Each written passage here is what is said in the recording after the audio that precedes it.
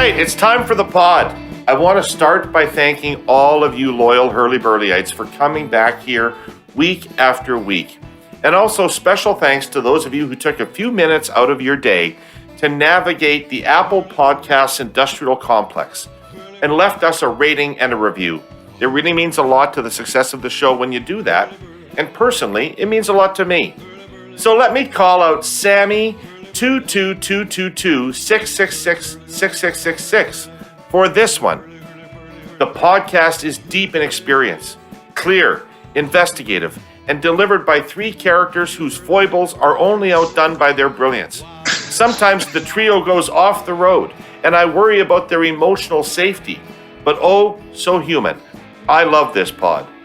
Well, we love you right back, Sammy 5 2s and 7 6s. Sometimes I worry about my emotional safety too, but that's why there's rum. It's another two-part pod today. For part one, we have the 11th Premier of Newfoundland and Labrador, and prior to that, it's longtime Finance Minister Tom Marshall. Newfoundland is struggling financially to meet its public obligations. Tom is perfectly positioned to help us understand the background and the pressures that exist there and what some of the roadmaps out of there might be, out of the problem that they're in might be. Part two of the pod is our ever-lovin, ever-cussin political panel with me and our two comms and strategy gurus, Jenni, Byrne, and Scott Reid. Today we're going to talk about Justin Trudeau and the G7, Doug Ford putting the boots to Section 33 of the Charter. Who wants to play 18 holes of golf with Jonathan Vance? Senior military leaders do, and they don't seem to care one whit what Harjit Sajjan thinks about it. And Jenica Atwin has crossed the floor, baggage in tow, from the Greens to the Liberals. We'll talk about that, Annamie Paul's response, and the future of the Green Party. But first, Tom Marshall, such a pleasure to welcome you to the Herle Burly today. Thanks for coming. Well, thank you. It's nice to be here. Nice to meet you. Absolutely. Tom, how are you? I'm fine, getting a little older. I've been retired. I've been retired from public life for 7 years now, and the Leafs still have not called. So I'm doing the best I can. What has life been like in the pandemic for you? Just wish I could see my kids and grandkids more. They're in St. John's. My wife and I moved back to Cornerbrook after politics. We've been very fortunate here. It's only in the last couple of weeks that we've had a bit of an uptick in cases here in the west coast of Newfoundland. Right. It's lonely. I miss a lot of people. A lot of people I'm looking forward to seeing again. I have to go to St. John's next week. I'm planting a tree, and so it'll give me a chance to see a lot of people I haven't seen in a while. So I'm looking forward to that. What kind of a tree are you planting? I'm planting a linden tree because my wife is named Lynn. So it's a tradition at Government House, and the current governor, Judy Foote, she's renewed. She's called everyone who hasn't planted a tree to do it. So obviously, I want to help her in what she's trying to accomplish. Yeah. And quite frankly, I've never planted a tree in my life, but I'll give it a shot. So, Tom, I'm going to take a liberty and believe that many of my listeners across the country have not spent much, if any, time in Newfoundland. So I want to talk about Newfoundland just a little bit before we get into the money side of things. What kind of a community is Cornerbrook? It's a wonderful community. I can't imagine, growing up here, it was idyllic. It was wonderful friends, wonderful people. In the west coast of Newfoundland, I don't think you're going to meet nicer people anywhere in the world. I've said that before. A lot of the people I know moved away and didn't come back. I moved away and I came back, and I've done that twice now because this is my home and this is where I lived and this is where it'll end. But if you haven't been here, you must go. I'm just talking about the West Coast here. The East Coast is equally as exciting. Right. How big is Cornerbrook? Cornerbrook, we always said Cornerbrook had 30,000 people. It never did. And what's happening now, and what's happening in all of Newfoundland, including Corner Brook, is that the population's aging and it's declining. When Newfoundland and Labrador joined Confederation, we're the youngest province in terms of age. Now we're the oldest. And that has serious consequences for the future fiscally. Yeah. And we have to attract immigrants here. And we do that, but we have a bad record in retaining immigrants from away. So we're going to have to do a better job of that. Why is that? Well, I guess it's like anything else. Wherever you come from, you need a good job to support your family. And if they can't do that there, like everyone, they'll move away to where opportunity does exist. We had a great run here for a while.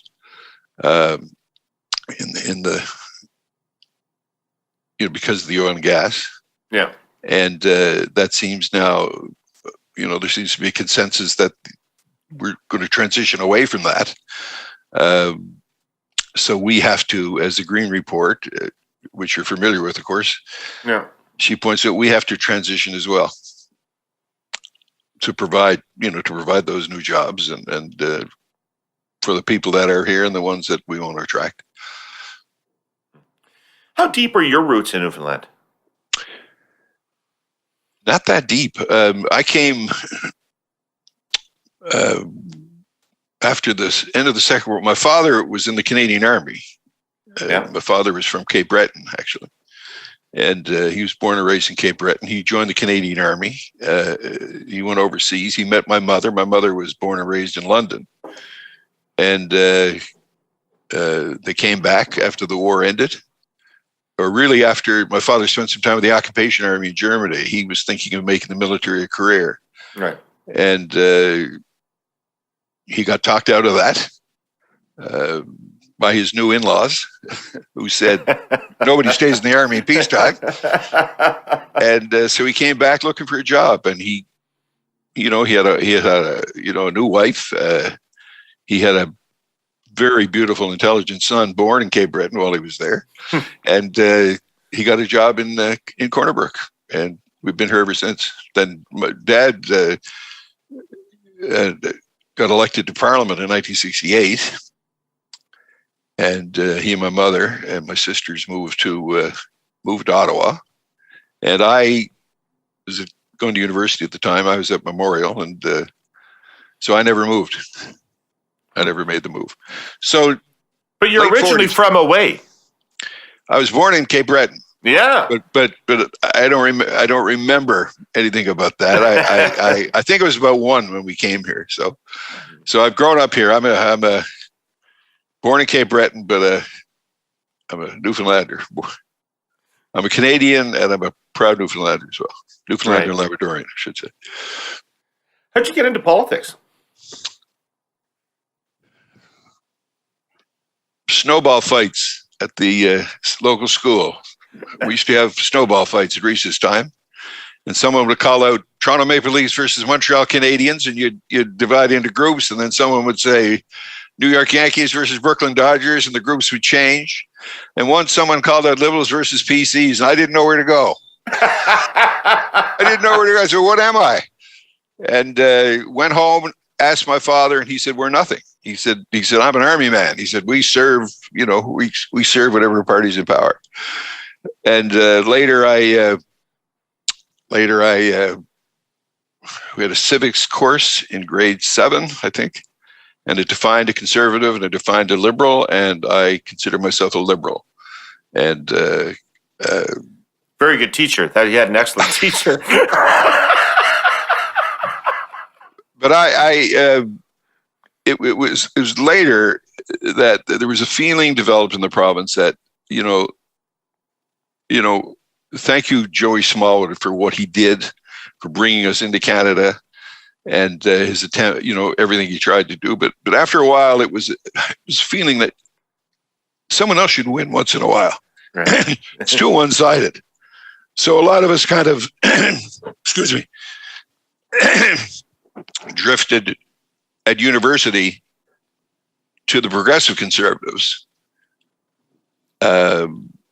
And finally had the point where a new government took over, and that's what we wanted. Back, a little more evenness, a little more back and forth. If you're not doing a good job, let's have it change. Right. And then federally, I remember I liked Lester Pearson. I liked the Liberals, but when Robert Stanfield came along around 1968, I was attracted to him, and my father was as well. And Dad ran. He got elected 2 or 3 times here, 3 times actually. And the west coast of Newfoundland, the seat, he was the first PC to win the seat, and no PC has won it since then. So it went NDP. Fons Fowler was elected after my father retired. He was NDP. He's now a judge, and but it's been Liberal ever since federally. So you were immune to Trudeau mania. It's amazing that Trudeau was sweeping the country, and here was nothing. And I remember my father was running for Stanfield in that election. It didn't happen in Saskatchewan either, by the way. Oh, is that right? No, no Trudeau mania in Saskatchewan either. Yeah, no, it just. I remember when he was coming here, and I said, "Oh boy, this is going to be tough," and it wasn't. And then when I later on when I went to Ottawa and sat in the House of Commons and saw him, I said, "Oh, did we dodge a bullet down here?" He's a pretty impressive guy, right? Yeah. So, Tom, I wanted to have you on because Newfoundland's financial position is pretty dire. The Newfoundland government's financial position is pretty dire, and the economic situation doesn't look very good either. And the government commissioned a report by Dame Moya Green, former very senior civil servant in Ottawa, former head of the Royal Mint in Britain, and a Newfoundlander. Royal Mail, I think. Royal Mail. Right. Royal Mail, that's right. Right. And she looked at both the economic prospects and the fiscal prospects of the government and issued a report that is pretty stark. Pretty stark. It would, just in terms of the fiscal situation, it basically, as I looked at it, calls for an increase in every type of tax you currently have and the addition of some taxes you currently don't have. And it called for spending cuts, not restraint, but spending cuts in almost every area of government activity, including healthcare and education. Correct. And so let's just take a step back from that and say, what is the financial position of the province, and how did it get to this point? Since Newfoundland and Labrador joined Confederation in 1949, the first year it had a surplus of $8.1 million. The next 45 years, every year was a deficit before the next surplus came. If you take the 71 years that Newfoundland and Labrador has been in Confederation, in 61 of those years, there's been a deficit. The problem is that governments in the province, the politicians in the province, have spent not only the monies they received from taxes and fees from the people and the businesses that operate in Newfoundland and Labrador. They have spent the money that we get from Ottawa, formerly equalization. We don't presently get that, but that the health money, the social money, and not only spend that, but then go out and borrow and spend more. Plus, we'll borrow for capital projects, and plus, from time to time, get involved in business projects and borrow more to invest in those businesses like oil fields and hydro plants and whatnot. We don't seem to have politicians, and I'm not referring to one party or the other party. I'm referring to everybody.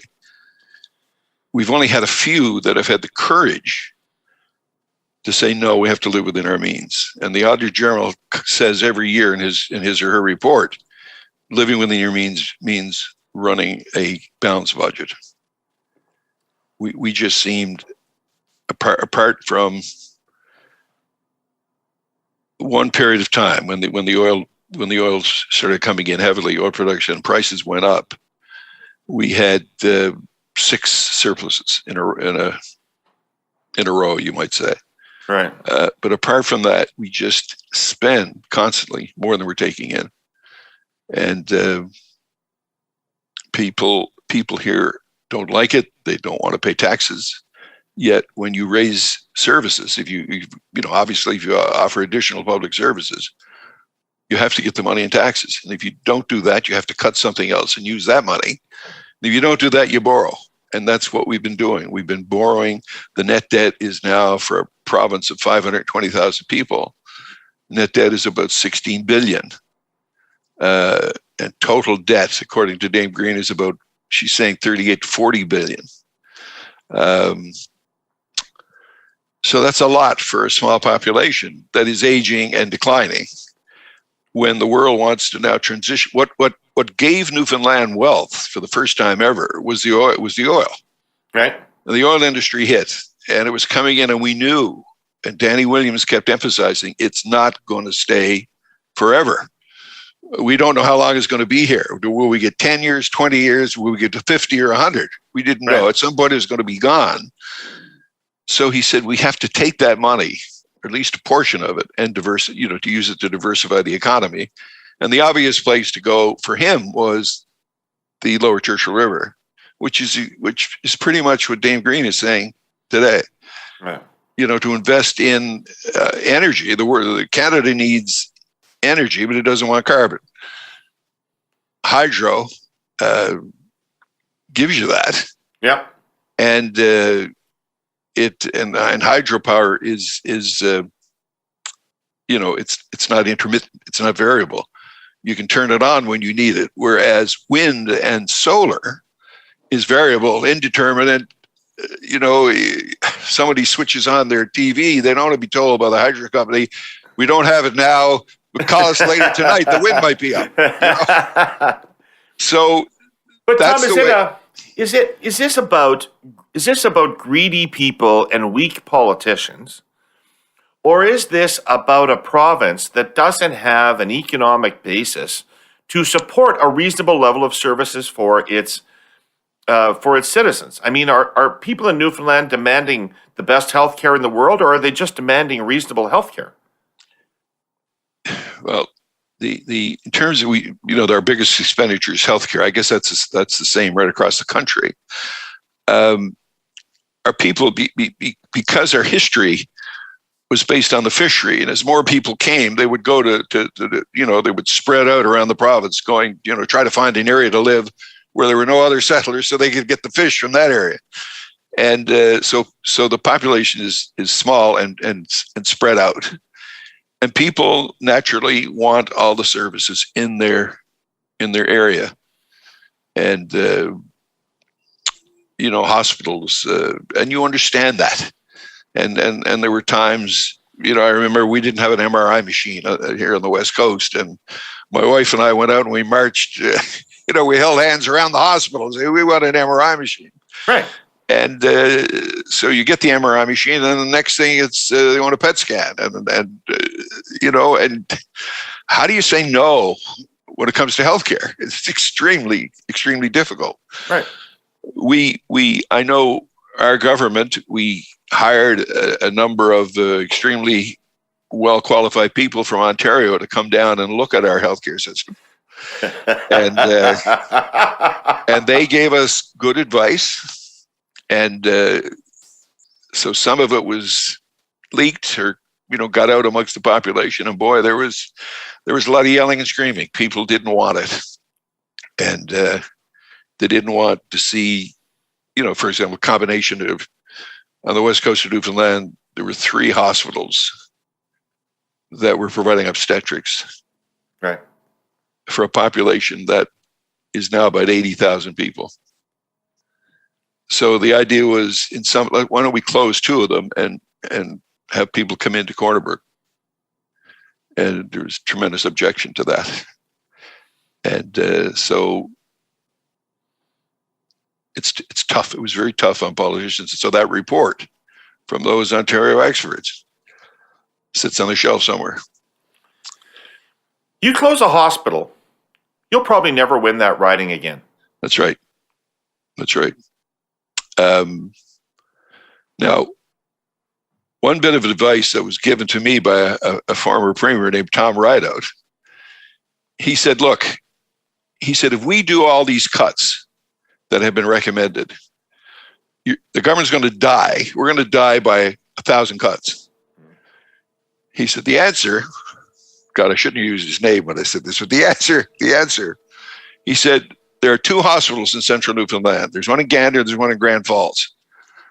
If we close one of them, we will never win that seat again. But it takes care of a major part of your problem, and you don't have to do all these other cuts. Right. But there's nothing tougher, because we would always say, yes, we're going to cut, but not education and health. Because to me, education, that's the great equalizer. And Dame Green is recommending 30% cuts to the university and to the College North Atlantic Trade School. And we've been freezing tuition here for a long time for university and college students. Right. And to me, it's important we do that, because that's the way, no matter where they end up living. If they have the education, no matter how poor they are, no matter how poor their families were, if they have the education, they can do anything. Right. So it's hard, but yet I realize that spending has to be cut. And if 50% of your spending is in health and education and you don't touch it, you're not going to get anywhere. And that's what's happened to former governments, including ours. You keep looking for savings in the other departments, but you're getting nickels and dimes. And if 50% of the money is being spent in health and education, at some point you got to go there. And she is recommending new ways of doing things, new methods, and I hope that can work. I've never had a problem with commitment. I dove headlong into political and civic engagement when I was 17 years old and never turned back. You know me as a proud and loud fan of the Habs and the Riders and Elton John. And then there's Lemon Heart Rum. I'm a fierce supporter of it. Our presenting sponsor, TELUS, takes their commitment to improving digital connectivity for Canadians seriously too. And they put their money behind their commitment. $54 billion. TELUS is investing $54 billion through 2024 in technology infrastructure and operations right across the country. It's going to have significant outcomes for our economy and job creation, and how we learn, how we take care of our health, grow our businesses, socialize, and work to bridge the socioeconomic divide, especially now as we emerge from the pandemic. Listen to what it'll make possible. By the end of this year, 529 more communities, urban and rural, will have access to TELUS's blazing fast 5G network. That'll bring their 5G coverage to over 70% of Canada's population. 1 million more homes and businesses will be connected to their pure fiber high-speed internet. That'll push the total to over 3.5 million premises. Over 4 years' time, these investments will create about 38,000 new jobs for Canadians, and the continued deployment of 5G will contribute $150 billion to our economy over the next 20 years, not to mention 250,000 jobs. It's a lot of numbers and a lot of progress. We're going to dive deeper into what TELUS's investments will mean for Canadians in the coming weeks, including the positive impacts on our communities, citizens, and the environment. But if you'd like to find more about it now, go to telus.com/connectingcanada. So when I read the document, it read like something I would have read in the 1990s. I'm not reading things like this today because of its focus on the fiscal issues and deficit reduction and balanced budgets. Nobody's talking about that anymore, Tom. Everybody's running big deficits these days. Everybody's able to borrow relatively cheaply, and nobody seems overly concerned about it. Why is Newfoundland different? Well, if you continue to borrow, as I said previously we've been doing, at some point you think that a lender is going to say, what's going on here? Okay, I'll lend you money, but I want a much bigger interest. That's the first thing that'll happen. And then finally he's going to say, well, if he doesn't think you're going to pay him back, he's going to say, we're not interested. And that happened in Newfoundland and Labrador last year. There was a letter written by Premier Dwight Ball, to Prime Minister Trudeau, saying that we've been unable to raise funding for our borrowing program. And what appears to have come out of that, and I don't know, maybe you could help me here, is that the Bank of Canada stepped in. Where the market wasn't prepared to lend the province money, the Bank of Canada stepped in, and the Bank of Canada is now buying our bonds, which, in other words, lending us the money. And I understand they're also doing that for other provinces. Now, how long will that go on before that stops? I know the government of Canada had a massive deficit this year. That money's pumped into the system. Will it, I assume if the economy is low, which it was because of COVID, that money will help the economy come back.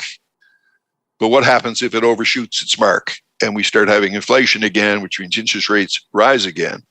Now, with our debt here, interest rates are low. Interest rates go up again. We like in my day, interest rates of 9 and 10 were considered good, right? But not now. So where's the federal role in this? Like, I understand if Newfoundland's out there trolling around Wall Street trying to get money, maybe people go, I don't know if Newfoundland's the best bet in the world. Right. But the government of Canada is borrowing at rates that are effectively free. In fact, I've had economists on this show tell me that it literally doesn't make any sense not to borrow because it's actually almost net positive for you financially. So why doesn't the federal government handle Newfoundland's borrowing requirements? That I can't answer. As opposed to cutting the hell out of your healthcare and education systems, Yeah, I mean, the federal government has been generous to the provinces in terms of its commitment to healthcare.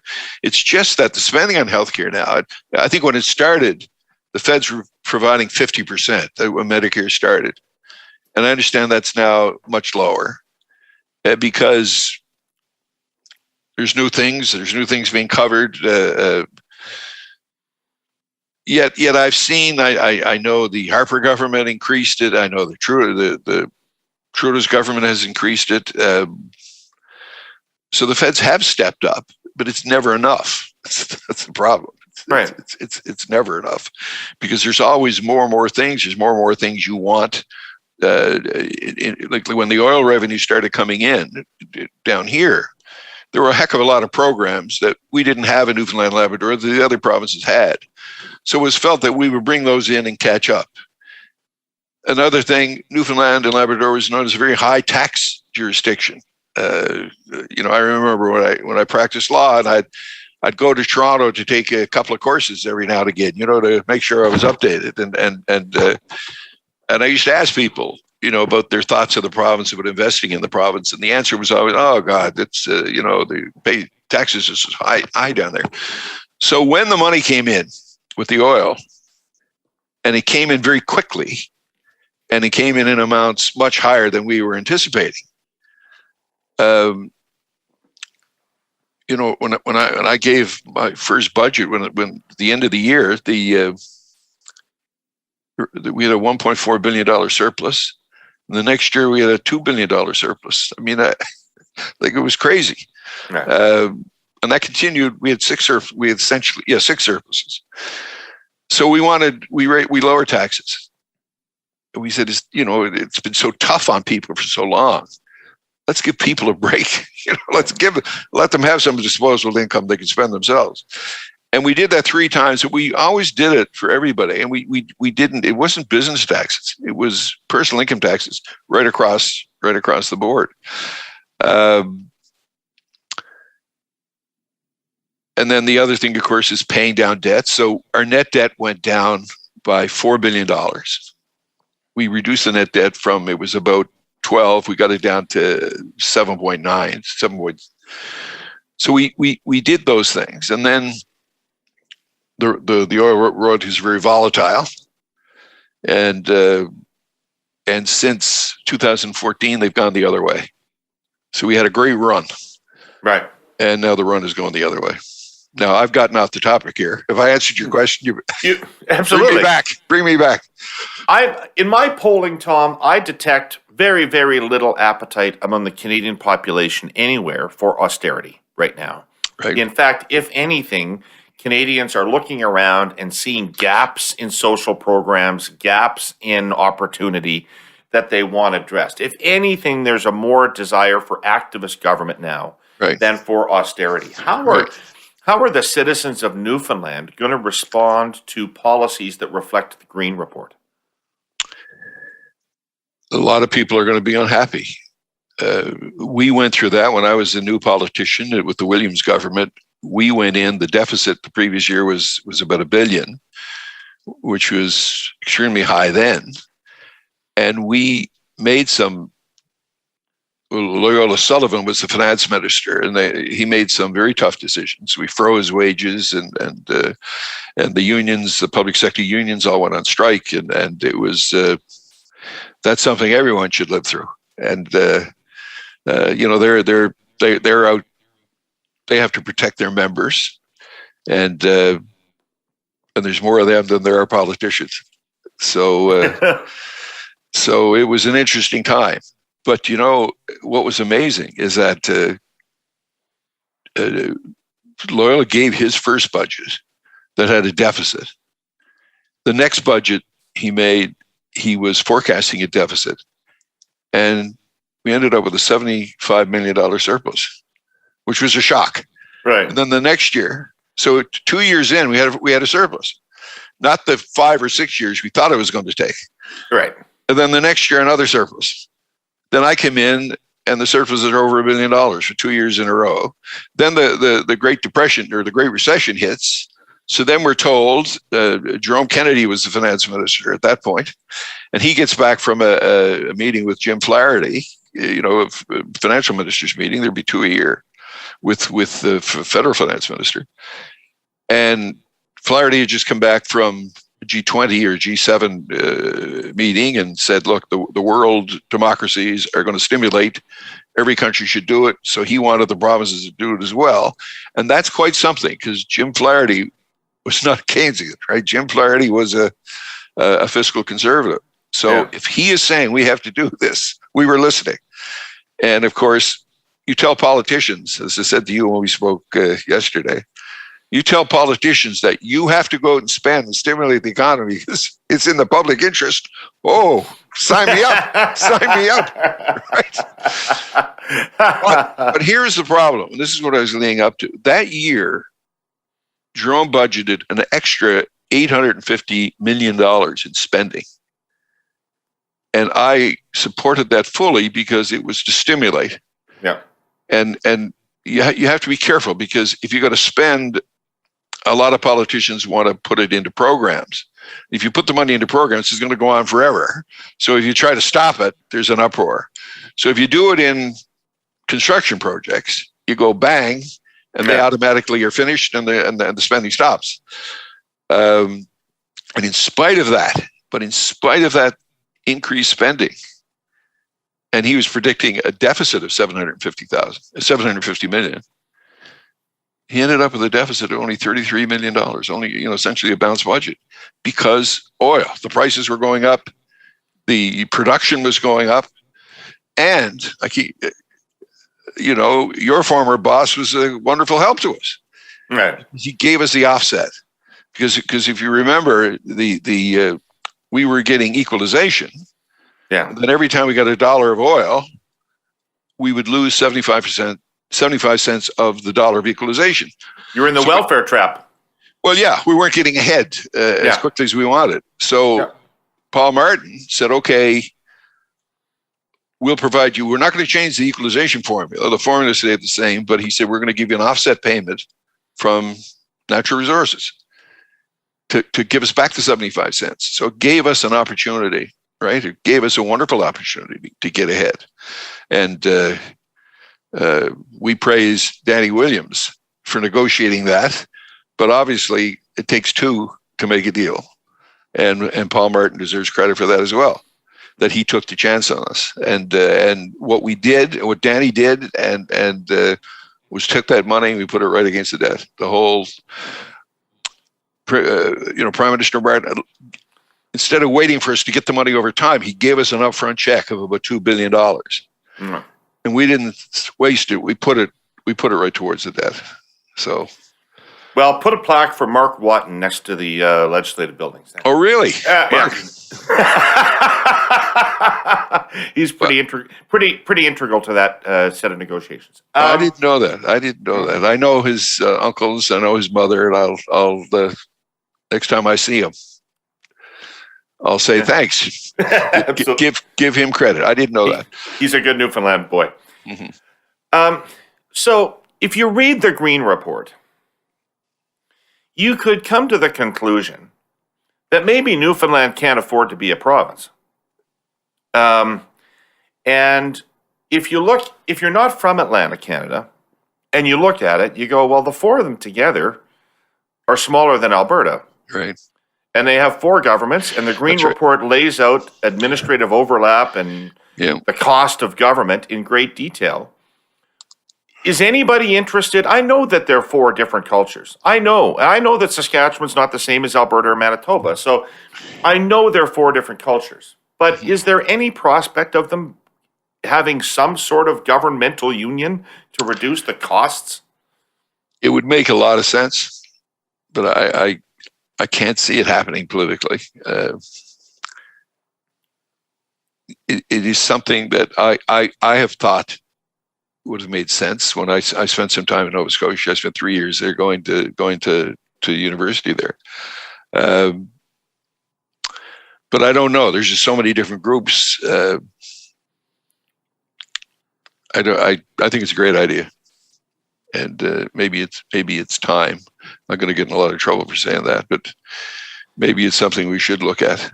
The other thing I'll throw out there is that when I was Natural Resources Minister, I went up north. I was up in Yellowknife, and we met with one of the Aboriginal governments in the Northwest Territories. Right. And I was intrigued by the fact that they don't have political parties. And in Newfoundland and Labrador, we're such a small province. We all know each other. And, this game we play in politics of tearing each other apart. And it seems to me that if we could do away with parties and just do what the Indigenous governments are doing, just get together, the groups that are elected, the people that are elected, they choose the premier, they choose the cabinet, and then we truly work together. Now, right now, we're into COVID. Right now, Newfoundland and Labrador is in a terrible financial position. Dame Green has given us a model of getting out of it, but there's going to be strong opposition to many of the. It's easy to say it. We have to get our debt down. Yes, everyone agrees.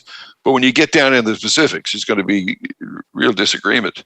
Well, so but just for a second, Tom, if I could say, like healthcare costs rise at a minimum 5 to 6% a year. Yeah. Yeah. So she says we got to cut our spending on healthcare by 5%. Right. So these are in reality big cuts in service delivery in healthcare. Oh, no question. And the outcomes of our healthcare system aren't good in our province. So we're essentially throwing money at the problem, but it doesn't seem to be fixing it. But if we all got together, what if we did? This is crazy, I know, but we've just had an election. Andrew Furey has been elected. He seems to be. He knows what has to be done. His finance minister, Siobhan Cody, she certainly knows. She, from watching them on television, and they certainly have a good understanding, both of them, of what needs to be done. But the problem is that will they will they ever get the courage to do it? And we saw, I know a previous Liberal, Cathy Bennett was the Liberal finance minister, and she knew what to do, and she started to do it. But then all of a sudden, I liked her. Yeah, well, she's a capable person. Yeah, but it stopped, and then she was no longer the finance minister. She was run out of the government. Well, I don't know if she was run out by her own, which I suspect could have happened, or whether, I think she suffered a lot of abuse from people, a lot of nastiness there, which is part of politics here. And so I'll throw out this idea. What if we said, look, we've just elected a House of Assembly. What if Andrew Furey would be the premier, but what if he'd had a unity government? What if he brought in cabinet ministers from the other two parties, or even cabinet ministers from outside the House, some of the smartest and best people we have? And we said, for the 6 years that is going to take us to do this and to make these tough decisions, what if we did that? Instead of every time the government brings in a proposal to cut, the other side are going to criticize it. And you got the usual political baloney that goes on. It's an interesting point. And I think back to the 1990s and all of the factors that went into the federal success on dealing with the deficit. But a huge part of that success was the configuration of the House of Commons. And the fact that the PCs had been decimated and replaced by the Reform, who were more fiscally hawkish than the government was, right, meant that there was really no opposition to the spending cuts. In fact, there was push to go further. And I just think about it in reverse. If a conservative government had been doing those cuts and the Liberals were in opposition, it would have been far more difficult. Right. Far more difficult, because you're right. I mean, you can build consensus sometimes, but it's awfully hard when the political process itself is driving cleavage to build consensus around something. Exactly. So when there's a war, we come together. Whether there's a plague or a pandemic, we come together. This situation in Newfoundland and Labrador right now is extremely serious. We have a limited time to come out of it.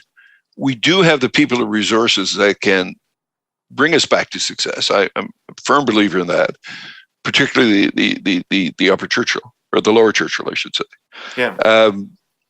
Maybe it's time for that 5-year or 6-year period that we did that, and we worked together, put the politics aside. And I understand in Ireland, that's what they do. During the election campaign, they beat the hell out of each other. But then once it's over, they cooperate. And we're not going to get that here. I've been in politics here too long to know you're not going to get cooperation. But if you put everybody in the government, if you made a unified government, a unity government, I think it might be able to work. But I'm sure there's lots of people who will say that I'm crazy. No, it's a pretty interesting idea. Now, this has been such a downbeat conversation about Newfoundland, right, that I want to, before we end, talk a little bit more positively. And I know that both Dame Green and yourself are quite enthusiastic about Newfoundland's prospects of supplying clean energy to the energy grid. So everybody's supposed to buy an electric car now. Everything that we currently run on oil is supposed to run on electricity, but that means we're going to need a fuck lot more electricity than we currently have, and it can't be generated by coal or anything, or natural gas. Yeah. It's got to be clean. So you have a lot of that. We do. I mean, it's the history of Newfoundland's role in Canada that you've been screwed out of the money from that, but you have a lot of that. So is this a potential economic advantage for Newfoundland, and what would Canada have to do to realize that potential for Newfoundland? This is. I mean, it goes back to Joey Smallwood and the Upper Churchill. Brinko was a company that was given a concession to develop the Upper Churchill. The Upper Churchill is 7 times bigger than Muskrat Falls. This is Churchill Falls, 7 times bigger. The reservoir is 600 times bigger. But we couldn't get the power. And Brinko had a letter of intent with Con Edison in New York to buy the power. But Quebec, Premier Lesage said no electrical power is going through Quebec unless it's owned by the people of Quebec. So we couldn't get it through, and had to take, the only buyer was Quebec, and they were pretty tough in the negotiations, and I don't have to go into that. And then years later, so now Danny Williams is elected, and he's looking at doing the Gull Island project, which is also bigger than Muskrat Falls. And he made headway with the buyers of the power in Ontario. Dwight Duncan, Kathleen Wynne told me, both of them, that they would pay, if we could get power to them from Muskrat or from Churchill Falls, they would pay a premium for that power because it's clean. And but they said, you got to get it to us. And we so Danny tried made 3 applications, maybe, or 4 applications to the regulator in Quebec. We wanted to go to Ontario, two lines to Ontario, 1 line down to the United States, and 1 line into New Brunswick. And we were turned down in all cases, and all the appeals failed, and all our complaints failed. We just couldn't do it. And you know, when in 2041, when the Upper Churchill becomes available, when the contract with Hydro-Quebec will finally be over, it's only 20 years now. It always seemed to be 30 years or 40 years, but it's only 20 years now. But you know, the same issues are going to come up unless there's leadership from the federal level that says this is ridiculous. The power is stranded. It's crazy that it's stranded. It's clean. It's ours. It's Canadian. Right. Why isn't it developed? It's crazy. So we did Muskrat for the right reasons. Danny's reasons for doing Muskrat were the right reasons. Even Stan Marshall, who's who after when the Ball government came in, they replaced the CEO of Nalcor with Stan Marshall. Yeah. And even he said he stepped down a couple of yesterday or a couple of days ago. He did his last general annual meeting, and he said Muskrat Falls was the right decision, but it was just very poorly executed, to put it mildly.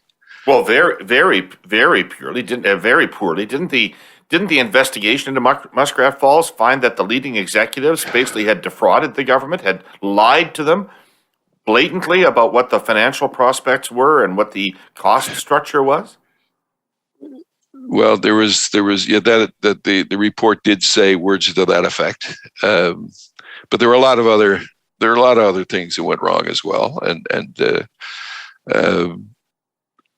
But the other thing, we can come back to that, but the other thing that Stan Marshall said, he said, we should also do Gull Island.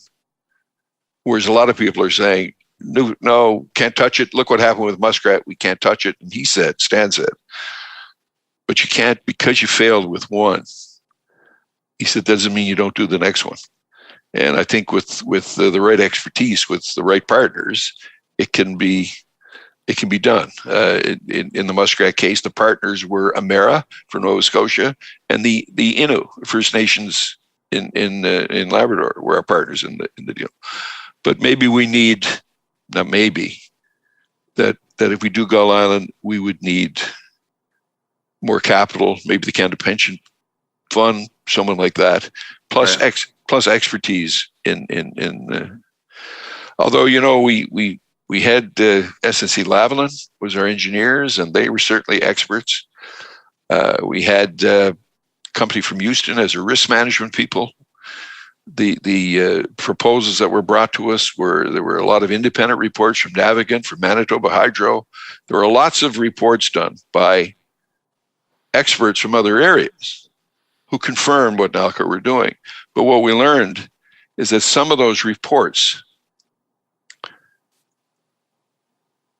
were not truly independent. In other words, that they could have been influenced by by Nalcor, which is something that you wouldn't have expected. Right. That was a surprise to me, because I thought an independent report is an independent report. And we did not take it to the Public Utilities Commission. It went to the Public Utilities Commission. They weren't asked to look at everything. They were only asked to look at which of the two would be the cheaper one for the people of the province. So I'm way off the topic here, but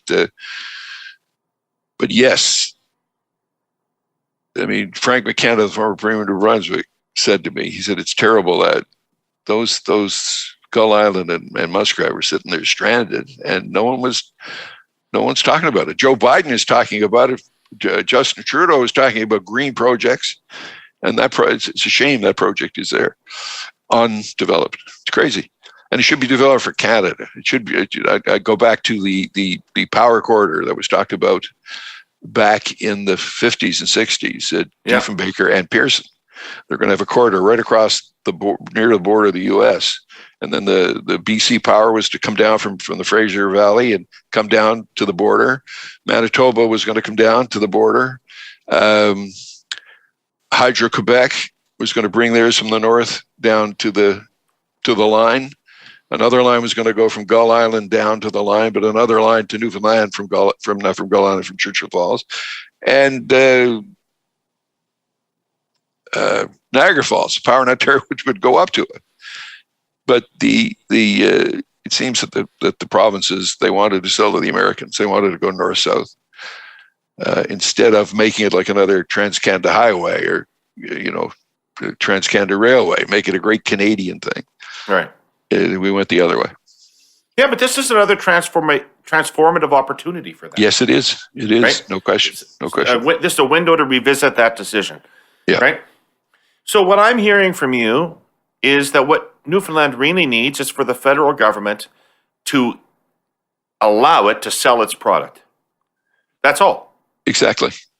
Now, I want to say that there are the present Premier of Quebec has certainly indicated a desire to cooperate.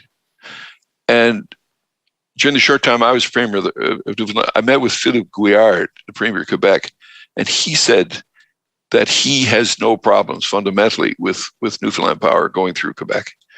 So there are, and I think Madame Marois wanted to talk to, or did speak to Premier Dunderdale about the same thing. Could Newfoundland and Quebec, could they come to a deal? And because she didn't think they could because of past history, and Premier Dunderdale said no, and so we've all tried, and I think I've never spoken to Premier Ball about it, but I think he and Gouillard had the same conversation. Right. So I think there can be change, because everybody, that power should be developed for Canadians, and so we're all in agreement on that. There we have to get together. The feds could help, but Quebec has so many seats, and practical politics plays a role. I know, but that should not be. You know what? I mean, the people of Quebec don't care whether Newfoundland Hydro goes through the province's wires. It's not an issue. No. The sad thing with Muskrat is that because we couldn't go through Quebec again, what Premier Williams came up with was a deal with Emera to go around, right? So now our power, we can deliver power to the Americans. It's there. So when the Churchill Falls contract is finished, and the negotiations start again, and I guess the negotiations will start long before it's finished, but Hydro-Quebec and the government of Quebec now knows that we now have an avenue to take it to the Americans. It would be much simpler to just go through Quebec to Ontario, right? But we can, so our negotiating position has improved, because it's now not just been talking about getting it to the Americans. We can now do it at a tremendous cost, but we can do it. Right. Well, that independence is important. It is, and Premier Williams was the guy that was smart enough to do that. He was also tough enough he had 5 surpluses during his government. Right. 2 deficits, 5 surpluses. So he brought the debt down. He had the guts to do it. Clyde Wells had the guts to do it. Brian Tobin had the guts to do it. But most politicians want to, we want to do good things for people. It's not just, I know there are some that you're saying that I want to do it to get reelected. A lot of people wanted to do it because it was a lot of these programs. I know a lot of people think a lot of programs in government are a waste of time and a tremendous waste of money. Most of them are not. Most of them are good programs. And nobody ever thinks that about the programs they benefit from. That's right. That's right. That's right. Nobody ever thinks that about those programs. No. Tom, this was really a great conversation. Thank you. Really? Well, I thank you for doing welcome. This. I'm delighted. I'm delighted to meet you. I wanted to meet you, and me too. I wanted, and I want you to send me those principles when you were making those tough decisions, because you did them. You and Paul Martin did them, and Mark Watton now. And then Mark Watton. And Mark That's Watton. Right. So I don't know if I'd be tough enough. I thought when I went into politics, I'd be the guy that would do it. But I wasn't. Loyola Sullivan was the guy that made the tough decisions, and I took over afterwards when the oil was all coming in. So I've always said I'm not the smartest finance minister that the Newfoundland and Labrador ever had, but I was the luckiest. All right. Well, my listeners have been lucky to have you today, Tom. Well, nice you said that. Learned that, this is a big issue, and it doesn't get enough attention. And Newfoundland generally doesn't get enough attention. So right. I'm glad to spend an hour talking about it with you. Okay. Well, my pleasure. Our paths will cross in person. I hope. Post double vaccination. In our 2-dose fall. I'll come see you, Tom. Okay. I hope you do. Okay. I hope you do. Thanks a lot. Okay. Bye-bye. Bye. I'm probably not telling you anything new here, but railroads move hazardous goods. Well, actually, railroads move just about everything. So certain chemicals and petroleum products are bound to be in the cargo of some trains. About 9% of shipments on trains operated in Canada last year by our sponsor CN were classified as hazardous. CN knows the communities along the network have concerns about that, and so does the railway. Hazardous cargoes have to be moved, but they have to be moved safely, and I just want to talk for a minute about how CN accomplishes that. The company spends billions on safety. It's the prime directive for CN employees. And in recent years, CN experts have provided thousands of community first responders with critical training on dangerous goods.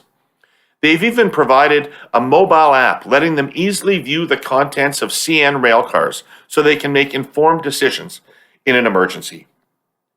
CN staff carry out methodical risk assessments along its main corridors. They've developed technology to minutely examine tracks and trains themselves for faults before faults become accidents. CN's aerial drones inspect bridges between inspections by human inspectors. Detectors scan passing trains for overheated bearings or steel wheels. The full range of safety technology is way too extensive to catalog here, but CN is relentless at minimizing risk. This week, parliamentarians will once again convene a public hearing on rail safety. CN welcomes it. If CN had its way, we'd never stop talking about rail safety. And I've said it here before, please don't race a train to the crossing. Really, really bad idea. All right, with heavy hearts a little bit, it's a Tuesday morning for the Herle Burly panel here. Got our first glimpse of the Vegas Golden Knights last night, and they looked a little big and fast for me. But it's only game 1, and there's lots of time to turn this series around yet. Jenni, how are you today? I'm great. Listen, it was not an easy game to watch last night, but Price played very well. I think our guys are still skating. As you said, it's only game 1. There you go. Yeah. Valuable research, really valuable research. We've uncovered a few important facts. They're bigger, they're stronger, they're faster, they're more skilled. They appear to curse better. So they have some advantages. But now that we've been able to document and catalog that, they are in deep shit. We are going to scheme their asses off the ice. How are you, Jenny? I'm great. How are you doing? I'm fine. Everyone wished David a belated birthday. It was his birthday yesterday. Thank you, Jenny. Thank you very much. I'm in Toronto, so that's new for me. I came in on Sunday, and I'm starting to get my sea legs for the city. It's pretty busy in my neighborhood last night. Yeah, it's very busy here, getting around. And David came to our house last night. It's the first time we've had a guest since, I don't know, whatever. Were we breaking the law? Well, I was wondering about that. I mean, I'm double dosed. The kids, except for the one kid who's not allowed to be dosed, are dosed. You're dosed, and the stay-at-home order is over. So we deemed it necessary to have you here at the house, because you and I, when we're together, bring nothing but good fortune, right? That's been the story of our lives.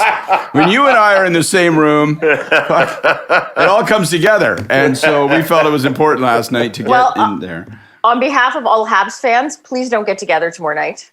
No, we broke the karma. That's absolutely right, Jenny. We totally broke the karma. Please stay apart. We're not going back to that. They were definitely not doing that. But it was nice to see you. Maybe go back to your cottage. I'll be back there before the series is over, hopefully. Hey, there was a G7 meeting this past weekend, and in person. It's kind of interesting to see. Scott, you've been to a few of these things. What are they like? What happens at a G7 meeting? Well, there are obviously secret rituals. Yeah. There's the hoods and the blood, and then the determination of how the world will unfold. I to be honest with you, I mean, some of them, they're exciting. It's exciting, heady stuff. You go to the G7, it's at some location. You have the red circle, red zone, where only the leaders are permitted, the leaders plus one, if that's their Sherpa or whomever it is. I don't, to this day, know how Ivanka Trump managed to get in there. But, so it's interesting. Like, I remember last time there was, I shouldn't say it was last time in Britain, because it obviously wasn't the last time I was in Britain. But one G7 we were at, was at Glen Eagle Summit, and there were a couple of incredible memories from that. I mean, first of all, that was the summit where there was a big push. It was the 20th anniversary of Live Aid, and so there was a big push by Bob Geldof and Bono and Gordon Brown on HIPICs, on heavily indebted poor countries, and relieving debt to them. And so there was a big debt relief thing, and a lot was done on that mattered. In some ways, there's a pattern to be followed, I think, on that post-pandemic in terms of the developing world. But I learned that Bob Geldof was a complete dink, like a self-righteous, insufferable prick. And I love the opening bars of Mondays? Mondays so much. I don't like Mondays, I don't like Mondays. I just love the opening bars of that song so much, and I wanted to like them, and you couldn't like them. But the second striking thing about that summit was the London Tube was bombed in the middle of it. And so, Tim Murphy and I are like wandering around, and this is the kind of stuff that happens to you at G7s. It doesn't typically happen to you, say, in my basement during a pandemic when you're no longer in government. We're going down the stairs. Tony Blair's bounding up them. We're aware that something has happened in Britain, in London, and at that point, we're hearing what you see on the media, that maybe there was a backup of, some transformer, there's electrical breakdown or something, and Tim Murphy, our buddy who was chief of staff to the prime minister, is with me, and we're walking along, and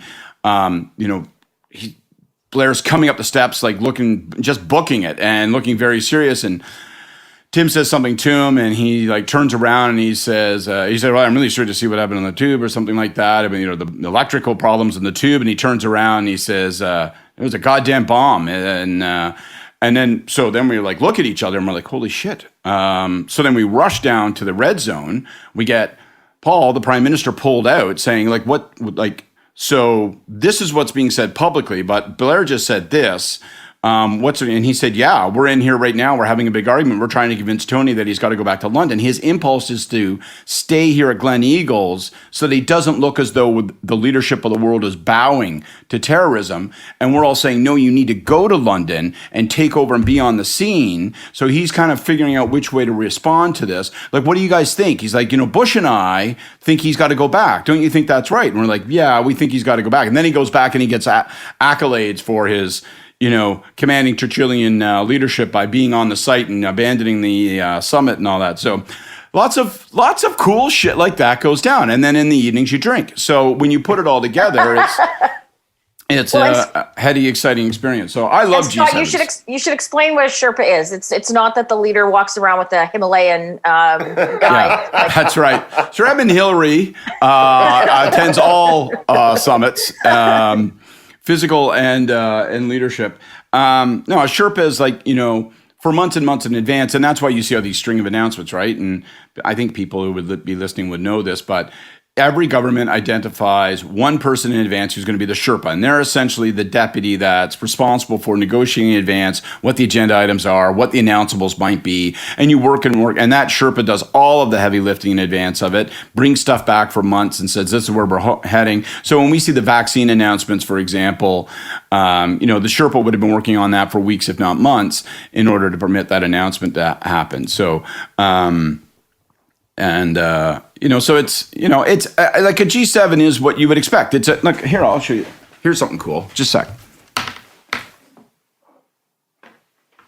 This has never happened. One year Bush hosted the G7. And he gave everybody, because it was in Georgia, home of Coca-Cola. So we got little special G7 Coca-Cola bottles. What does it say? I can't read it. 2004 G8 Sea Island Summit. It was a G8 back then. We hadn't kicked Russia out, and so you get cool shit like that, man. So like for everybody who's sitting around at home fuming and going, God damn it, they get together and they feed themselves well and they swan around and act important. Yeah, so fucking lootly. That all happens for sure. But it's but it also is important because they make an announcement on something like vaccines, and then they go home and the machinery of government must respond and it must bend to it. And, those HIPAA announcements, those debt relief announcements did make a real difference. And I do think there may be a roadmap in that will take us post-pandemic in terms of developing world, because there's going to be massive gaps as a consequence of the pandemic. Well, aren't you a big thinker? I am. Well, David, listen, you could just... I've been to G7, so you want to just sort of, fumble around here in the greasy tail of politics. I'm going to be elevating my focus. Hey, Jenni, Trudeau did not get a bilateral with Biden. How much would they care about that? Oh, they would care a lot. Oh, yeah. Yeah, that's in terms of the G7. That's like he was mean girl. Like that's like people were probably whispering in the halls. Did you hear Trudeau didn't get a bilat with Biden? Yeah, exactly. It's fully like that. And then they say, well, we can't give you a bilat. Well, we give you a pull aside, which sounds dangerously close to something rude. And but a pull aside is like, oh, well, you don't actually have a formal meeting that will be agendaized and we'll have like a pool for it. But you just, on the outskirts of the meeting, you just pull each other aside and you have a conversation. It's literally Scott, it's literally what it sounds like. Go stand in the corner and we'll have like a casual conversation. How's Sophie doing? Jill's with the other leaders' wives and spouses. Like it literally is it's a how you doing kind of like, it's not a meeting at all. So he was definitely mean girled. The part that I saw actually a lot of people commenting on this, non-political people commenting on the theater that were the mask. And so like you had they would pull up in meetings and they would all have their masks and they'd do their like elbow bumps, and it was all this theater. And then literally as soon as the meeting started, they'd stand like side by side, masks off. Like it was all like this theater of like COVID. And it just seemed very strange to me. Well, yeah, a little performative. Now, Trudeau actually had a good week, though. Trudeau had a good week, regardless of not getting a bilat with Biden, because he got a floor crosser. Jenica Atwin of the Green Party, who had won the only seat the Green Party's ever won outside of British Columbia, created a beachhead federally on top of the already strong support the Green Party has in Atlantic Canada, and then got into an apparently public fight over the Israeli-Hamas conflict of a few weeks ago, and left and decided to join the Liberals. But then she immediately repudiated her position that would have led to her crossing the floor by issuing a statement yesterday on her position on Israel, which is, she did not mention the words apartheid in her statement yesterday. So obviously that wasn't the reason, right? And we've talked about this before. There's something going on in the Green Party that is entirely dysfunctional, and they are, well, they're close now to putting themselves into irrelevancy for the election campaign. Well, and she didn't immediately repudiate her statement. She was forced to. It was obviously the Liberal Party was getting. It's obviously the Liberal Party was getting flack for the fact of what her statements were on Israel and the conflict with Hamas. And frankly, she joined the Liberal Party. Let's say it what it is. She joined the Liberal Party because she didn't think she was going to win. If it was truly a ideological reason that she decided that she was going to quit the Green Party, she would have sat as an independent. She didn't sit as an independent because she wants to win the next election. So she decided to take the path easiest for her to win her next election, to continue getting her salary, and to be eventually eligible for a pension. So it wasn't a magnanimous thing, because the Liberal Party's position on Israel is most similar to the Conservative Party's position. So it wasn't a magnanimous thing that she did. But the Green Party does have a real problem. And this is the cult of Elizabeth May. Elizabeth May never wanted to step down as leader. She has never given Annamie Paul a chance. The fact that her and the other MP out in BC put out a statement basically supporting Jenica Atwin after she crossed the floor and slamming her own leader is somewhat unheard of. And so I feel bad for Annamie Paul. And I think that at the end of the on election night, and when we're talking about it the next day, Elizabeth May is probably going to be the last woman standing of the Green Party, because she does not want this to be the Green Party of Canada. This is the Elizabeth May Party of Canada. And I know she's a good friend of yours, David, but I think she is one of the most self-interested politicians that I have ever watched. Let's not leave Annamie Paul for just a second, though, Jenny, because she has this advisor. This advisor had a strong view about the Israeli-Hamas conflict on the Israeli side, supporting what Israel was doing. And he basically, I don't remember the exact words, but he basically called out Atwin and Manley, the other Green MP, for their positions, and said they should be defeated. So how can you have the senior advisor to the leader calling for the caucus to be defeated? Well, then that's something Annamie Paul has to deal with, but that's internal party that's something that she has to deal with, and she has to deal with her caucus. It's not enough for that shouldn't be enough for a member of caucus to cross the floor. So We've all dealt with internal issues. Yeah. You guys never said anything about any of the caucus members when you guys worked for Paul? Only to ask them if they like their eggs scrambled or poached. I mean, I was just, I was at their beck and call.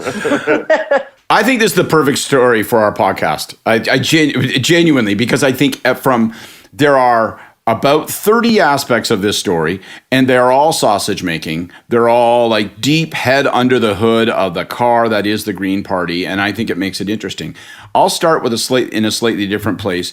I just want to back up to her statement and then her second statement, just because I think it highlights, for me, a bit of a bugaboo, and I don't want to, people get up on their haunches and stuff, so I don't want to be guilty of that, but it's what Jenny says. I mean, I think there's a bunch of reasons why she crossed the floor. The most obvious are partisan and political and electoral self-interest. And this impulse that so many elected politicians have, which is that they must construct a rationale for what they do that is removed from the thing that is so obvious that's at the center of their life, which is getting elected and reelected. So she has to construct an argument, or she feels compelled to, or I don't know, I can't imagine that the Liberal Party, that the government felt that this was a good idea, because obviously it created the obvious implications. When she makes this argument that the trigger for her change was, the Palestinian-Israeli conflict, it made no sense. Her comments were so strident on one side of it. They're out of keeping with where the Liberal Party has been at. They didn't make any sense. You knew they were going to trigger. So suddenly you've got Jewish members or members of parliament from the Liberal caucus, the government caucus, who are from Jewish ridings going, no, not cool, right? So they're publicly distancing themselves from that construct. So an argument for why she came over that was obviously bullshit and manufactured from the beginning, she then realizes is a problem. It isn't a shield, right? It's a sword that she's busting into her own skull. So then she has to give a statement saying, when I made those intense statements, I didn't mean that. I just meant I wanted to reflect the intensity with which people feel about this conflict overall. I didn't mean that I felt that strongly that one side should end. It just made no sense whatsoever. So I hate that. I hate that kind of, just go out there and go, I've never been ideological. That's why I'm a Green Party member. You know what? I'm comfortable enough with where Trudeau is at, that the fact that I can sit in that caucus, and I think that that's going to allow me to serve people in my riding best, and it's going to get me reelected, and that's a good enough combination of reasons, and I'll let people judge. But, the rest of it was just such a mess. Enemy, Paul, the worst thing that can happen is when people like us are going on podcasts and TV and radio and saying things like, then Jenni just did it and she stole the words out of my mouth. I feel sorry for her. I feel bad for the position she's in. You can't be a political leader and have people saying, gosh, that is rough. I feel badly for her. It's not cool. It's not so she doesn't want to say anything bad about the departing caucus member. The departing caucus member is shooting at her. Her own advisor is urging people to defeat.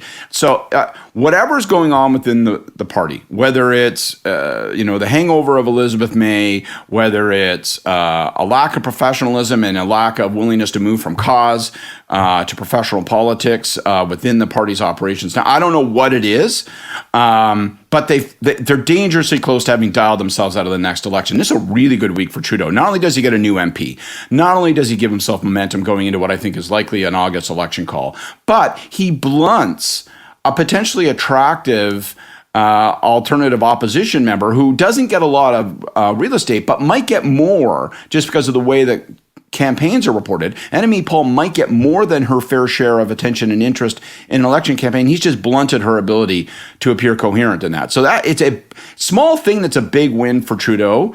And I think they're probably euchred in the next election as a consequence, which probably means that her leadership is euchred. I think it's that bad. Well, yeah. she made, and we've talked about this before, she made a very, I think, bad decision by announcing that she was going to run in Toronto Centre. I think that Toronto Centre is one of the safest Liberal seats in the entire country. She lost in the by-election. She lost last election, and she should have been more strategic in terms of seat she wanted to run in. If she was hell-bent in running in Ontario, she should have looked at a riding like Guelph, where they actually have a beachhead provincially. But so I think, as I said, I think that at the end of the day, election day, Elizabeth May will probably be the last woman standing for the Green Party. Well, she has a shot. Enemy Paul's going to be in the debate. Yeah. Enemy Paul's going to be in the debate, and that's her moment. I mean, that's all that they've got left. The election is upon us. They haven't done anything to prepare for it. Seemingly, they're in worse shape for all these reasons that we've talked about. But she's going to get a moment, and if she takes advantage of it, maybe something will still happen. I still see in her somebody that is pretty interesting. I think I agree with you, but I think that she could perform very well at the debate, and I don't think it's going to matter. It's a tough spot because these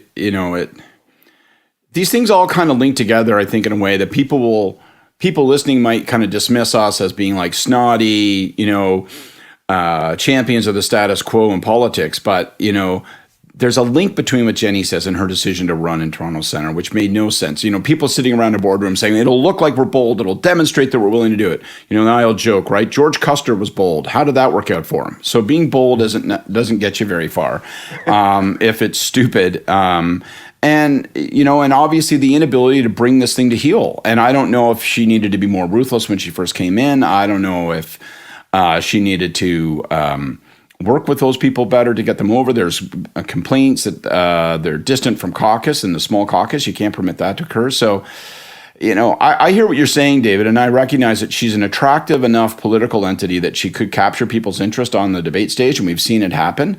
But your whole electoral strategy now, your whole political strategy is down to whether or not you can walk into a late inning and throw a 98-mile-an-hour fastball. That's, Jesus, man. Like, that's pretty thin pickings. Yep, but it's what they've got now. She's going to win, though, this Atwin, right? Like, it's not, there won't be any backlash to her in that riding crossing the floor. There has been locally, because the Greens, to your point, the Greens do have a presence in the New Brunswick legislature. David Kuhn's been elected. He's on his second term. But I don't think it'll be enough electorally. If you look at any of the public polls that are out, the Liberals are sky high in Atlantic Canada, to the point that they could win back a lot of the seats that there's only 5 seats they don't hold. And we've now seen Jack Harris has announced he's two of them basically flipped this week, right, with Jack Harris and Atwin. Yeah, and then you've got 4 seats in for the Conservatives, and three in Southwest New Brunswick, which I think are a bit safer, and then you've got one in Nova Scotia, which I think is more probably more of a pickup. But Trudeau also yesterday it seemed to be a plan to announce that 2 of his Atlantic members weren't running. The MP for Miramichi, whose name escapes me, and Wayne Easter announced after he was elected, I guess, in 1993, and he announced that he wasn't running. Is this an opportunity for Robert Giz to dip his toe in federal politics? Oh, we have speculation here. We've got some rumor mongering going on. Set the dogs running. I'll canvass the board members who currently employ Rob and ask them what they know. Thanks, Jenni. Thanks a lot, he's thinking. Well, first of all, I'd love to see Rob back in politics. I love Rob to death. Worked with him back in the day, obviously, and he's a tremendous guy. And was a solid premier. Unblemished premier. I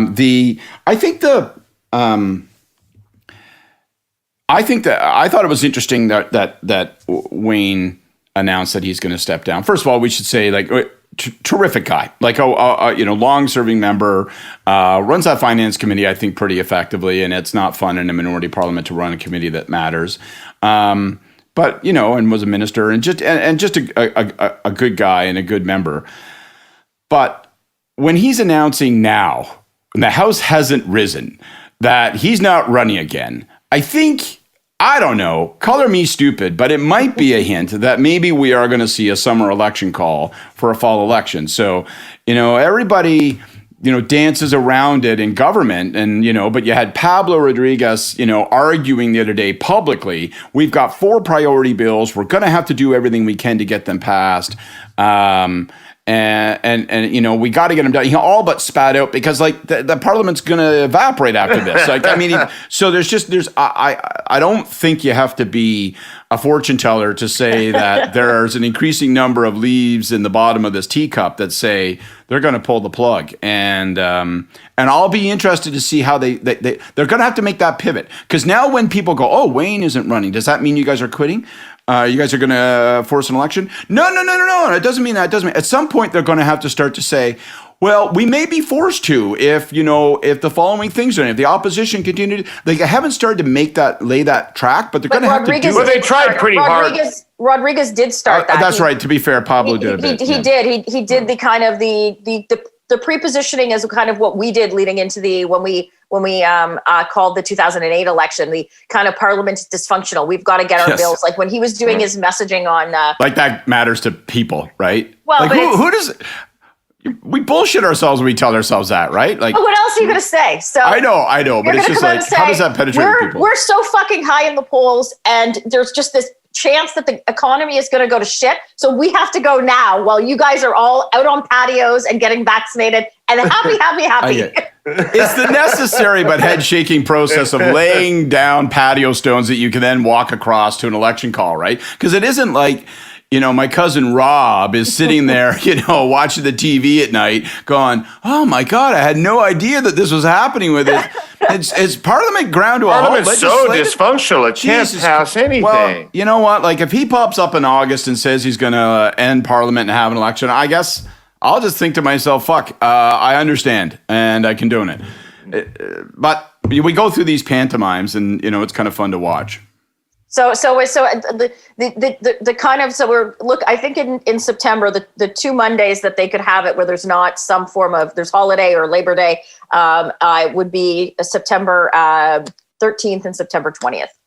So that would be like an August 2nd or an August 1st and an August 8th call. So I was thinking it'd be more like toward the end. Okay, you've looked at the dates more. What kills you at the very end of, is there a holiday at the end of It's September? a high holiday for the Jewish community. Okay. So I would have thought like mid to late, like third week of August, you call the election, get it tucked in right at the very end of You could September. go longer than the 36 days though. They could make it longer than 36 days and go into October. What do you want to wait for? If I were them, I want the 36 days though. Yeah, me too. What do you want to wait? Why do you want to wait? I don't know. I just thought that they were going to take some time to kind of work out their. See, Scott's coming at this from a comms director. You and I are coming at this from like, no. We want to go as soon as. Yeah, that's right. I was literally about to say you totally busted me. I was literally about to say, well, I think they need a little bit of time to work out the message. After 30 seconds after I've said the message is horseshit. Like, so yeah, I'm just going to turn my mic off. You guys finish up. Jenni, you and I were on the house this weekend. You've been on some other places talking about the use of the notwithstanding clause in Ontario. Scott, I'm sure you've been talking about it all over the place. Yeah. I don't know that anybody's interested in our point of view about whether or not it's a good thing to do or not. I don't think most people care about the whole thing generally. Well, there you go. So let's talk about the politics of it. It's a big deal on Twitter. Is it a big deal anywhere else?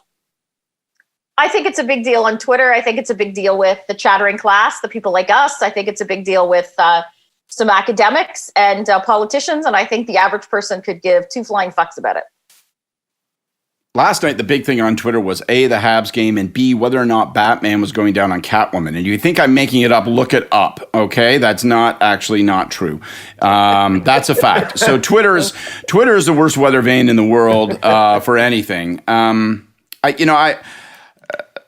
But I don't think any of us are, none of us are surprised though. Like I think this is one of those really tough situations in politics when you're confronted with something that people don't care about and that doesn't matter and that can easily be rebutted when you do raise a concern by the ends justifies the means. And so it's enormously difficult to get traction on something, but just because people don't care and just because you can't wedge it into the media discussion doesn't mean that it doesn't matter. And this is one of those issues where I think it really does matter. And I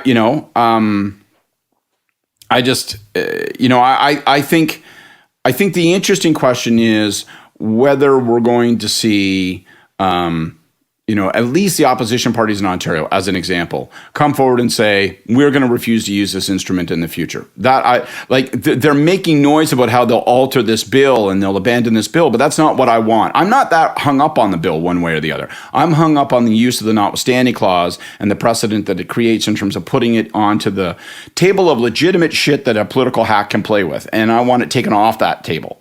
And so I'd like to see the opposition parties in Ontario say, we're not going to touch it. So if you elect us, just recognize that we're not going to use it. I want to like literally make it impolitic to use again. And my worry is that isn't going to happen. The opposition leaders in Ontario aren't going to say it. For sure, the opposition leaders in Quebec aren't going to say it. Political players across the country are going to advise their leaders not to say it, that they would eliminate and proactively take it off the table, because they're going to say, who knows, maybe we'll find that we want to use it. And so I think there's an inevitability now. I think I think we'll look back and go, yeah, that was the point at which, like, that little run between Quebec and Ontario and the use of it and the lack of public outcry, that normalized it. And I think we're going to see this thing used over the course of the next decade with increasing regularity, and it'll be alarming, I think. Because it isn't our rights that are going to get fucked over. But Quebec's using it all the time. Like, you're making it sound like it's, people are talking about it with Ontario now. Quebec builds it into their legislation. So my guess is that's not the spirit of what Section 33 was actually drafted in, that Quebec just automatically puts it into their legislation. So the legislation can't be challenged by the court. So I think there's a bigger conversation. Ontario's used it once, Saskatchewan's used it twice, and Quebec's used it, 19 times? So, like, if we're going to have the conversation is good. It has to go to Quebec, and the Charter of Rights and Freedoms would not exist if it wasn't for Section 33. Because prior to the Charter, provinces had the same kind of jurisdiction as what countries like the UK, Australia, New Zealand is. Their legislation can't be challenged in the courts. So if you're the province of Quebec, or you're the other provinces going, okay, we'll get rid of the Charter, we'll just go back to what we were pre-1982. I agree with all that. I'll just let me add this. I agree with all that completely. And the use of it in Quebec is more pernicious for two reasons. One, the purposes for which it's being used are objectionable. The purposes for which it isn't about legislation trying to curtail advertising, all of which you may find objectionable and concerning. But it's being used in Quebec to literally trample people's rights and to hold down minority rights. There's no justification for it that's rational whatsoever, in my view. And secondly, as you point out, it's being baked into the legislation as a matter of routine. Why I think Ontario matters is that has been happening in Quebec. And when we had the debate originally in 1980-82 over its inclusion, it was all about Quebec. And so what I think is important about Ontario is it's now migrating out of Quebec, and the fact that it's with that specialized, cultural justification and all that stuff. And so now, if in English Canada too, they're going to say, well, we can start actually just doing this. That's why I think it's likely to multiply. And I think it's Could there have been more? Could there have been more done? Could the opposition have done a better job of stoking outrage about this? Or is it just impossible? Is it impossible to get people to care about something so esoteric as the Charter and whether this law is a slippery slope toward something? I mean, it's not very relatable concept. Well, it's very hard to do because the opposition is actually saying things that aren't true. So this is not taking away anyone's democratic right. Like, limiting how much third parties can spend in the pre-writ in pre-writ is not limiting is not taking away people's democratic rights. And so I'm not sure they could have found a hook that would actually resonate with the public. But what they actually are saying is just not factual. And I get hyperbole, I get politics, I get you kind of sling mud. But there has to be some figment of truth into what your opposition is going to what you're going to be. But between Del Duca and Horwath, they have been completely their messaging is not resonating anywhere. I would take a different criticism, and I don't know that this is a consequential criticism. I don't know that I agree with everything that Jenni just said there. I mean, obviously the courts did strike down the law, but you can make it charter compliant, I think, with relative ease. They just didn't want to. But I think my criticism, which I think is inconsequential, my criticism in the opposition is that they vacillated between criticizing it because this is an inappropriate use of power versus criticizing it for the legislation and the justification around the legislation. And those are two different message tracks. And I think on this, there's only been one example in 40 years of the public's imagination getting captured, which still failed, but there's only been one example of the public's imagination getting captured on this, and it was when Clifford Lincoln stood up in the Quebec Assembly and said, a right is a right is a right. And that's going back right to the early days, like 85, 87, whenever it was. And it still failed, and it didn't go anywhere. But I would have preferred if they had made a isolated away from the legislation and the purposes of the legislation, focused entirely on the inappropriateness of the instrument, say they would never use it, pledge to never use it if they're elected premier, and try to elevate the discussion to that level, and then it still would have failed, if we want to be honest. I couldn't get people, I do radio every day. I had to argue with radio producers and radio show hosts to let me talk about it. They're like, come fucking on, man, right? They're reopening second doses, and like, that's what people want to talk about. Like, so I don't envy the opposition leaders who are trying to get traction with this. Yeah, pretty tough. So our last subject of the day, happy talk, is this fucking DND golf match at the DND golf course with General Vance and the people that are supposed to be investigating General Vance. I mean, these guys really don't get it. And so you're at a point now where can the government turn to put leadership in charge of this organization that anybody can have confidence in? Yeah, now would be the time if someone wanted to attack Canada. It seems our top military, brass have been canceled, and or they're too busy chasing tail. So it's like the fact that Lieutenant General Rouleau, who was the vice CDS, he's actually, to your point, David, in charge of military police. He's in charge of investigation as to what's going on. And so the stunning lack of discipline for all along. I don't even know what to say about it, to be honest. I thought it was interesting. That there were cabinet ministers, and I noted Catherine McKenna, particularly on Twitter, who did not wait for the Prime Minister or Sagen to signal what the government's reaction was going to be, who decided to go on their own and say, this is fucking unacceptable and appalling. There may be, this may be something that's starting to irritate people in the government. I would think it appeared to be such a.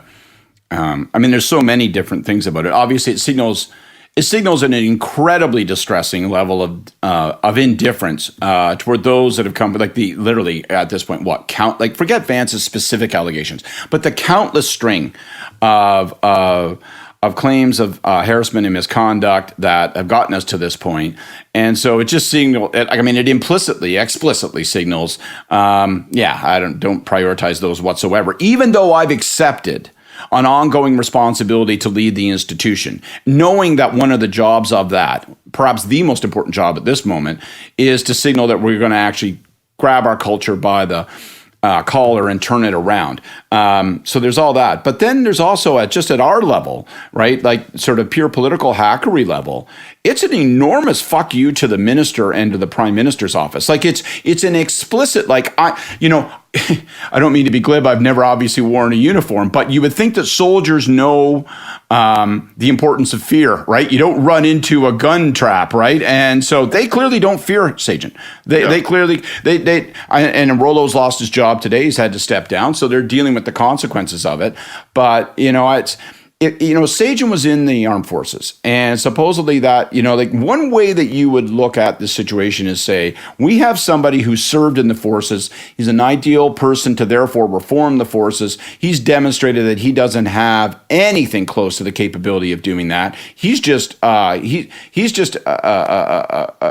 yellow dot on the road as people drive by this discussion. He's been nowhere in the debate from the beginning, other than an issues management problem, and he's showing no leadership on this stuff. So they don't fear him. They don't give a shit what he thinks. Never occurred to them they should even be worried about going golfing and how it might appear. Nobody said to themselves, well, Christ, if Sagen finds out, he'll string us all up by the neck. No, they weren't thinking that. They didn't think that. They probably still don't think that. So, look, what do you think about that? Institution's got to be changed. But we've talked about this before. This is the problem sometimes of putting, when I mean, say, subject experts into the portfolios. like Gordon O'Connor was our first Minister of Defense, and he of course was a general.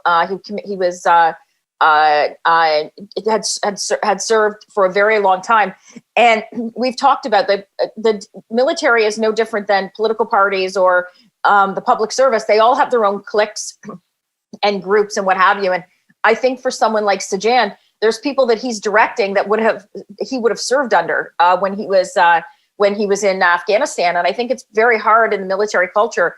And I'm speculating on this, for then him to turn around and actually either be respected by them or him being able to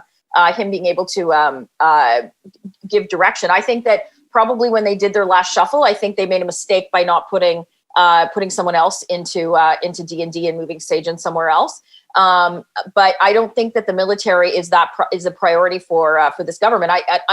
For us, it was one of the top ministries. McKay was the longest serving wartime defense minister in Canadian history. It was a big deal. I don't think that this government views the Minister of National Defense or that as the prize that a conservative government would have. And so they haven't really thought about it until it's now in the news and it pops up that they have to deal with it. Like, can you imagine being the person that had to brief Trudeau and say, "Oh yeah, we've got another story. Rouleau and Vice Admiral Baines went golfing with Vance." Like, it's one of those where there's just silence. Like, Harper would have just stared at us and like been like, "You have to be fucking kidding me," kind of thing. So, anyways.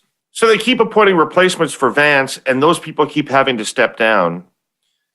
Are we at a point where you just don't grab the next person who's in line, but you have to step back and think maybe this whole structure is not working, but at the same time, you're lay people if you're in government and you don't know how to go about necessarily restructuring the leadership of that group. I don't know where you go now. I mean, how could you have any confidence that just the next person in line is going to be any better at this? Well, that's where I was going with Sajjan, and I understand what Jenny's saying, but I think it's such a complicated issue. And more than one thing is happening here. It's already, the acting chief of defense staff issued a call in the interest of saying we're going to root and branch this problem out, saying, look, if you have any story or complaint or concern, this is a safe place and you can bring that forward. So then you get a complaint that comes forward on Fortin, and now he's suing the government because it's 30 years old. And I don't know the details of it in precise terms, but it feels like it's not at the same standard as the rest of these things. And yet you can't be dismissive of anything now because you've so mishandled serious matters that you cannot take the risk that you're not treating everything as though it's essentially a firing offense. So you're getting that kind of push and pull happening, all of which makes me think if it's an organization, an institution like the armed forces, you just simply have to have somebody who wears a uniform to clean it up. So I hear what Jenny's saying about it's difficult for somebody who comes from that culture to do it, but I think it's almost necessary. I think it's almost impossible for somebody to come from the outside and to do it. But there's a difference between the military and the CDS. I'm saying I would bring someone in that was not that had not served in the military, who had not served, because as a minister, Sajjan has to go in and give directions to people that when he was in theater, when he was in Afghanistan, they gave him directions, and so I think culturally that's hard.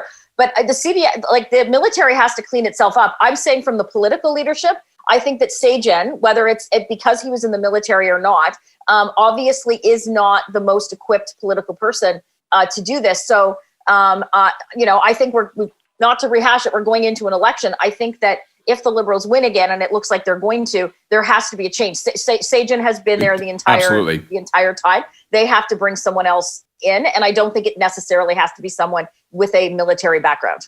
I know it would be a crazy tough thing to do, and I know that it would, maybe on the eve of election, is just absolutely impossible, and maybe I wouldn't recommend if I was in the Prime Minister's office. But one way at the political level that you could signal that you're not fucking around is even with people buzzing that you're 2 months away from an election, you bring in a new minister. Like, literally move them out. I mean, because I don't mean to personalize it. I don't know Sajjan, but Jesus fucking Christ, he's been desperately ineffective. Desperately ineffective. He's been nothing. At most, he's been neutral. Usually, he's been a burden, and he certainly hasn't led the charge. So if you wanted to, I look at the headlines today and Rollo's stepping down, you're talking about, well, who's going to, what else is going to fill out the military leadership and how committed to reform will they be? I mean, at the political level, you could signal that you're taking it just this seriously by replacing Sagen now.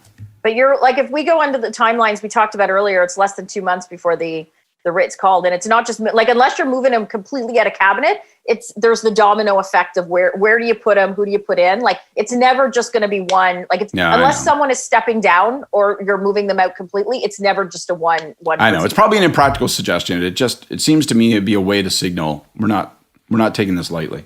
If we're right, though, and it's an August-September election, he's not coming back as the defense minister. No way. It would be a mistake if he was. It would be a disastrous mistake, I think. Yeah. Okay. My Hey You this week, Scott almost scooped me earlier. My Hey You this week goes out to Wayne Easter. I've known Wayne for 30 years, maybe longer, 28 years as a member of Parliament. Survived some tough elections in Atlantic Canada for the Liberal Party, 1997, 2011. Always in touch with his constituents. Before politics, a long career in the farm movement with the National Farmers Union. Just a guy that never put on any airs, never lost sense of what he was there for, but was frankly a much better soldier for the Liberal Party than I would have thought he might be, given his background, and he took shit and he persevered. So anyway, Wayne, great career. Sorry to see you go, but totally understand it. And you've had a tremendous career in public life. So here's to you. Oh, that's nice.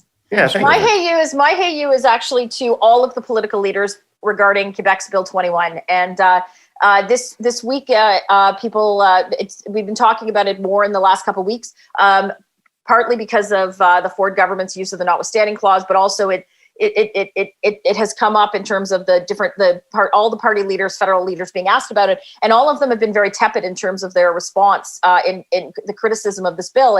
And to me, I'm stunned by this, because to me it's such an egregious bill. So basically, judges, teachers, police officers are unable to wear kippas or turbans or hijabs or wear a crucifix around their neck. And be able to keep their jobs. I said nurses on TV last week, and a former colleague of mine from Quebec corrected me that teachers are not nurses are not included in this. But I'm just stunned by the lack of any form of discussion, or the lack of any of the federal political leaders of all party stripes that are willing to be critical of this legislation, which just to me is personally very egregious. Yeah. Well, I would enthusiastically echo both of those Hey Yous this week, and I'll add one that seems maybe a little bit more far-flung and down the road. But my Hey You is to the federal government and to all first ministers, I think, really in effect. Not that they'll all have a control over this, but I hope they would all voice support for this. At some point relatively soon, we're going to have a more passionate debate looking backward about how we handled this pandemic and what decisions were made. And I hope that we do choose to have an independent panel examine the whole thing and come forward with recommendations. And I know that's like, yeah, they do that all the time. But I think there might be some resistance to it, because people are like, I'm not sure I want to see where all the bruises and warts were. I want to see the bruises and warts. I have a working thesis. My working thesis is that federalism did more to hurt this process of tackling the pandemic than it did to help. I think that we should have seen greater national leadership. If it weren't for federal provincial considerations, I think we would have seen a stronger reliance on a better coordinated effort, particularly when it came to operations and rollout. Living in Ontario, they open up the second doses. They changed the period for AZ this week. It's just nonstop confusion. There's a provincial portal, there's municipal portals, there's the local public health units, there's Sobeys, there's Walmart, there's Shoppers Drug Mart. It's just a absolute hall of mirrors in terms of trying to figure out where to go and when to go. I've been lucky. I got a family member who's all over this shit and gets everybody done. But not everybody has the luxury of getting that done. And I just think we should look back and say to ourselves, what if we had said, you know what, we actually have to treat this as a national emergency? Because God, if this didn't qualify, what did? And we should have worked on a clearer, better coordinated, centralized systems. Doesn't mean that federalism was gone forever.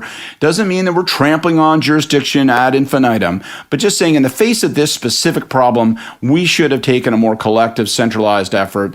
And I wish we had. And I hope that they'll all support an inquiry that I think will produce some real insights on that. Because I think it's been a shitty effort in that way. Interesting. All right. Well, that's it for another week. Thank you, too, for joining me this week. It was so great to see you again. And thank everybody for listening or watching, whatever you're doing. I want to thank the Air Quotes media team and Metal and Andy for their technical assistance, everybody that is promoting the show or endorsing the show on social media. It's terrific. And I'd also like to thank Cole Caulfield for obvious reasons. We will see you next week.